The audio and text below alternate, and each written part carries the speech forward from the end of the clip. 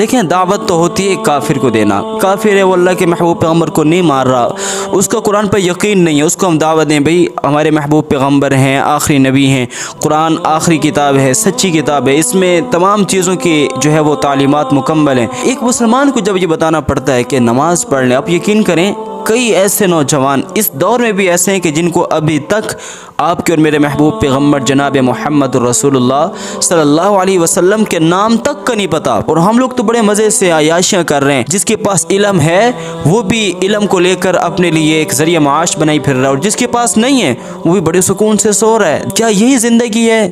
صبح اٹھنا، کاروبار پر چلے جانا اور شام کو تھک کھا کر کھانا کھا کر سو جانا، یہی زندگی نہیں ہے۔ اللہ کے لیے اپنی زندگی کے مقصد کو سمجھیے۔ اللہ فرماتے میں نے کائنات کی ہر چیز کو پیدا کیا انسان کے لیے، اور انسان کو پیدا کیا اپنی بندگی کے لیے۔ وما خلقت الجن والانس الا لیعبدون، یہ جن اور انسان